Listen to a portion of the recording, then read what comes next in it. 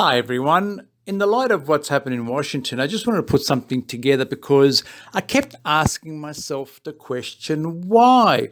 Why did it happen? And what really motivated, stimulated, and called people to action? So I did a little bit of research and I've been looking at a few things. I wanted to share this with you because there's some interesting facts that you may not know, but that's okay. I asked myself the fundamental question, what drives people to taking action with such passion that the consequences are no longer considered? Now, do you think that's a fair question? So that's what my research was based on. And the common theme is that people need to believe in something. Doesn't matter what it is, who they are, a religion, a cult, a system, a goal, whatever it is. People need to believe in something. And so that led me to the next question, what is a religion? Now, you can be the best judge of that, but what I found through the dictionary is that it's a particular system of faith, belief system, and worship, a pursuit or interest followed with great devotion. And when you have great devotion for something, you keep it alive. Another question which popped up in my head was, how many religions are in the world? Do you know I found that there are over 4,100 different religions in the world? Now, I'll use the USA, since we're talking about the USA, as an example. There are no less than 310 different religions in the USA, and this means that the USA holds 7.5% of the world's religions, with only a population of around 4% of the globe's population. And then the other question that crossed my mind was, what is a cult? What's the difference? Well, there is a difference. But this is what the Oxford Dictionary says about a cult. It's a system of religious veneration and devotion directed towards a particular figure or object. It can also be a person or thing that is popular or fashionable among a particular group or section of society. Now, remember what religion was? Religion in the dictionary is a particular system of faith and worship, a pursuit of interest followed with great devotion. And a cult is a system of religious veneration, which means with great respect and reverence, and devotion directed towards a particular figure or object, a person or thing that is popular or fashionable among a particular group or section of society. One of the things that popped up in all this is QAnon. Now, I'm not here to give you a judgment on that. I'm just letting you know that it does exist. Interestingly enough, there you see a sheriff, part of the detail for Vice President Pence. And the sheriff there is wearing a Q, which is part of the symbol. There's a guy in the T-shirt. That's their symbol there with the American flag, the big Q, and a lot of people have it at the rear of their vehicle. For your information, who is QAnon? Because this has been popping up nearly on a daily basis now.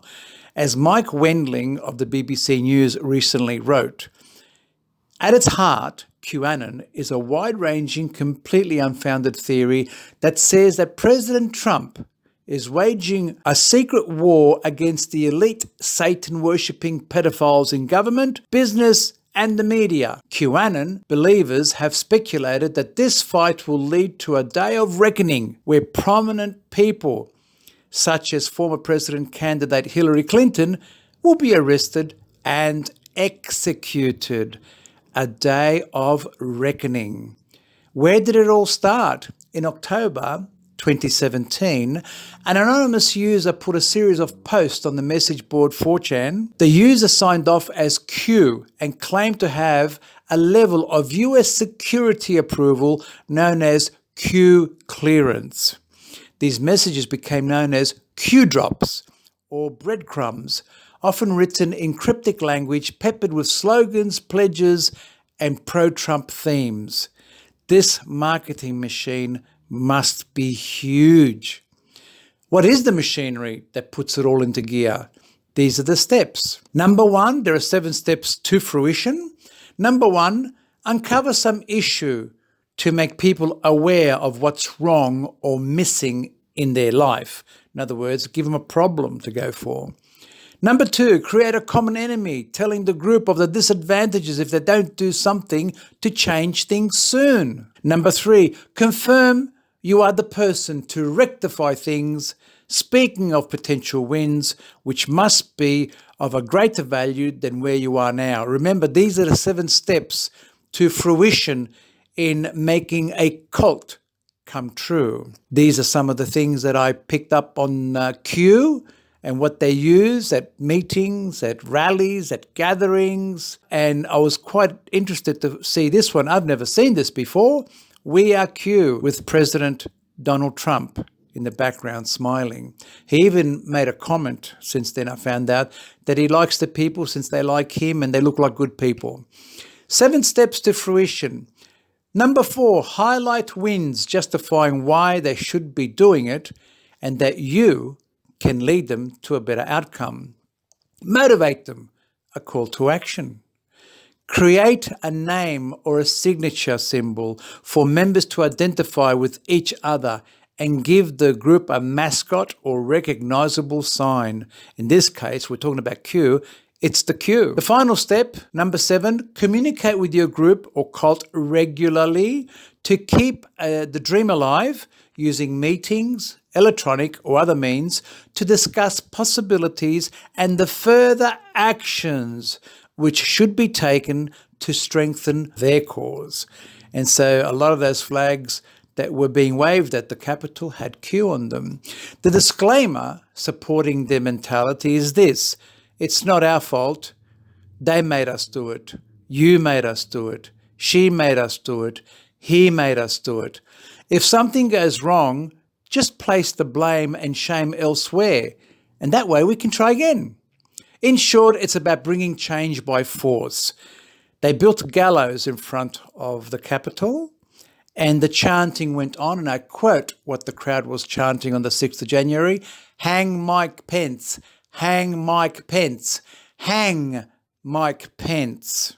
Also, people noted, it was quoted in the corridors, they were looking for Nancy Pelosi. She was being hunted so that they could get rid of her. And I'm not going to say what they said and how they were going to do it, but they were fighting who was going to go first. People were motivated by an ideal which would restore an imaginary debt owed to them, and someone had to pay. One of the most bizarre images and most bizarre characters from last week's Capitol riot is this MAGA mascot.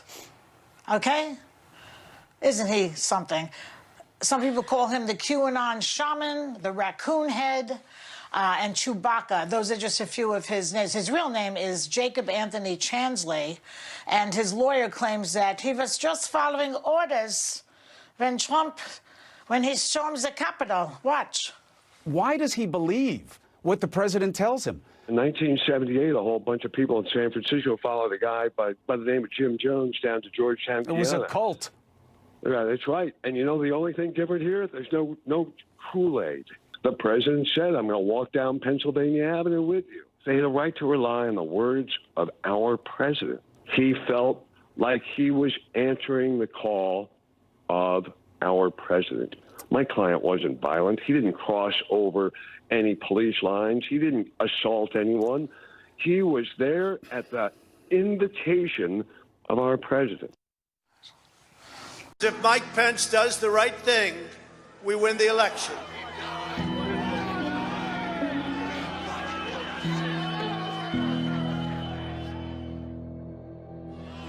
And I hope Mike Pence comes through for us.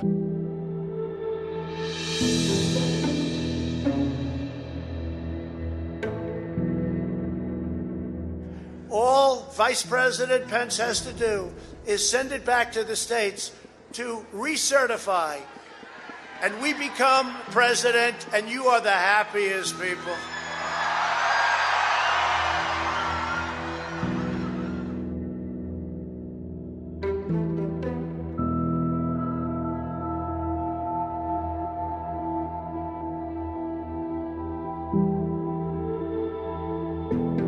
And Mike Pence, I hope you're going to stand up for the good of our Constitution and for the good of our country. And if you're not, I'm going to be very disappointed in you. I will tell you right now. And I hope Mike Pence comes through for us, I have to tell you. I hope that our great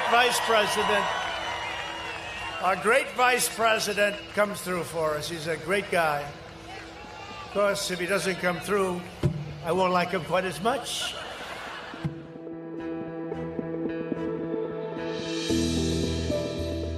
And we're going to have to fight much harder. And Mike Pence is going to have to come through for us. And if he doesn't, that will be a sad day for our country. Because you're sworn to uphold our Constitution.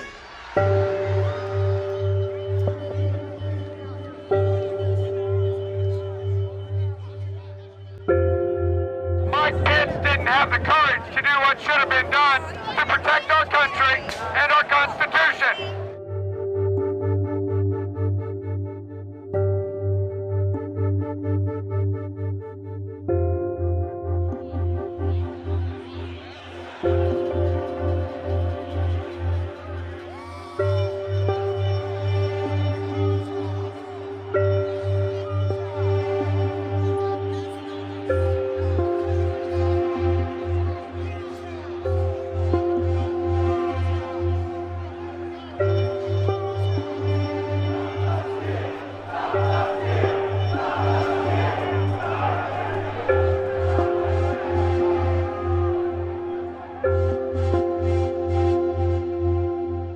The mob had broken through, and Pence had been taken down to a bunker in the basement of the U.S. Capitol. That President Trump, this is coming from a source close to Pence, President Trump never reached out to inquire about Pence's safety. Truly his life in danger during this. The president has not spoken to him, didn't speak to him that day, and has not spoken to him since. But I'm told that the president has not called Vice President Pence since then. And to this day has never condemned the people that were in the Capitol on Wednesday calling to hang Vice President Pence. I just spoke to Mike. I said, Mike, that doesn't take courage. What takes courage is to do nothing.